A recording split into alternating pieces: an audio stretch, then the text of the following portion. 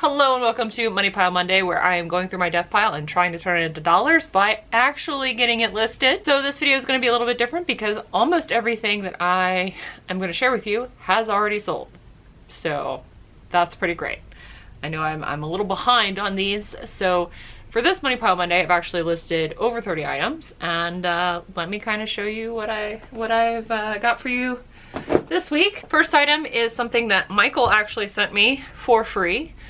Because I do have a YouTube channel, sometimes people send me stuff. Yes, I have a few boxes that I need to open. I just haven't gotten around to filming that. So if you have sent me something in the last 2 months, like you sent me something for Christmas, I did get it. I just have it's sitting by my door. Just haven't opened it yet. I'm so sorry. But I did open this one. Michael sent me this Lucky shirt and it is now listed. I love buying and selling Lucky brand if I can get it for really cheap, so like $2 or less, so at the bins or at estate sales, or if I can do the buy one get one free, which I got at Helping the Homeless when I did Thriftmas. Totally willing to pick up Lucky. It sells pretty consistently for me as long as you price it reasonably.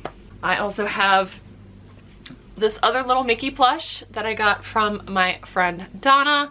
She gave me a big pile of stuff that I could go through from her mom because her mom is her parents are planning on moving, and this little guy had a stain, and it was one of the few Mickeys from her Y2K Disney era that did not have its original tag, so I was able to stain treat this and put it in the wash.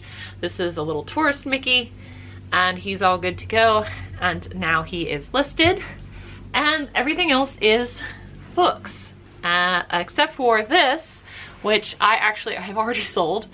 I got Loot Crate for a very long time. I am a Twitch partner and they did sponsor me for a little bit on my Twitch stream.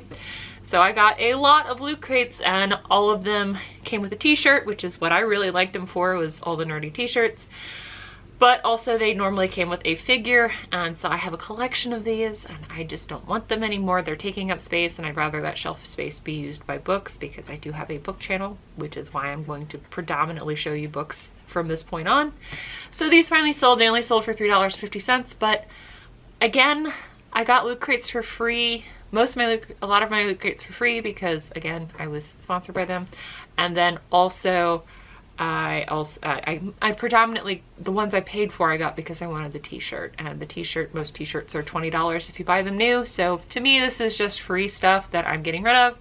So $3.50, a-okay to me.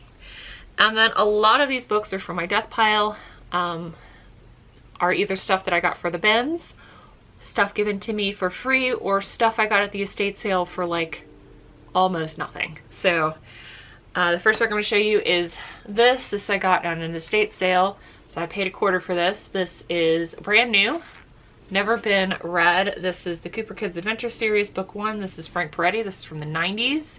The series originally started in the 80s, so this is like a reprint. But because this was brand new, I went ahead and listed this on eBay. That's because it's a kid's book. That's kind of why.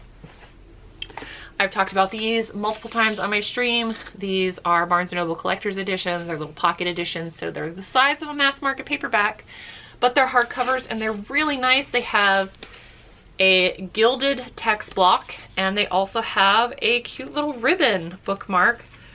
To be honest, I wish all hardbacks had the ribbon bookmark in the binding because it just makes things so much easier. So whenever I see these, I always pick these up. I got this one at the bin, so it was 50 cents.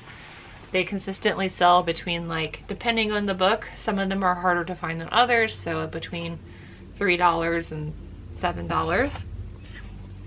I also found several of these. This is The Gateway by Severus Jones. I got 1 through 6 and number 8. Could not find 7. I got these at the bins, so in total I paid less than $2 for these because they're 25 cents a piece. So I've listed these up for sale. I actually found an exact comp for this amount of money, so this is what I listed this at. Will I get it? I don't know, but they're all listed now, and that's what's important. I'm just showing you the one book because, again, it's a stack and I've already put it in my inventory system. I also found this at the bins. I love buying and selling vintage cookbooks. I've talked about that before. I've made really good money off of that. Do you remember during quarantine when bread making was all the rage. Well, I found this. This is from the 70s. This is Nitty Gritty Productions. And this is a bread baking book from the 70s. And it's cute because it looks like a little loaf of bread for every recipe. And it has little illustrations in it. Hold on, let me see if I can find one of people. And it's so cute. See? But there was a whole series of these at this time period. It has its original sticker price, which was $4.95 in the 70s, which is a lot of money. So I thought that was pretty neat, and I picked that up for 25 cents. The next two books are books that I picked up at a regular thrift store because they were doing a buy one get one free books, and I did not like the way they did the buy one get one free sale, so I will not be doing that again because they didn't match up like priced items. They matched up the most expensive one with the least expensive one and did that throughout. So instead of like if you got two books for $1.96, it wasn't one book was $1.96 and the other one was nothing. They did one book at $1.96 and then found a 58-cent book and paired them together. So I will never buy books from that store again. I was so mad. But I did get these books a little too late. But they're both hardcover books that are nonfiction, which can be valuable. So this book is Bloody Okinawa, and I picked this up because the comps were really good, and if the comps weren't really good, I was going to add this to my very long TBR because I do have... My grandmother was not from Okinawa, she was from Kyoto, so...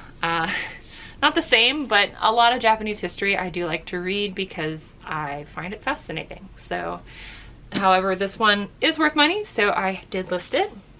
And another book where if it wasn't worth anything, I was just going to read it because I am fascinated by Schrodinger. I do have Schrodinger's Kittens, which is a book explaining quantum theory. But I find Schrodinger himself fascinating, and this is Erwin Schrodinger, like a biography, and like how his experiment, Schrodinger's cat, changed how quantum theory and string theory was understood. And this is a Wiley Press book. It is like a permabound book, and this is kind of like a rubberized cover, but this is also worth a decent amount, so that is why I picked it up as well. So both of those, if they don't sell within a reasonable amount of time, no worries, that'll give me time to read them. And I'm very happy about this. Now, the rest of the items, like I said, most of these items have sold, and I've listed over 30 items.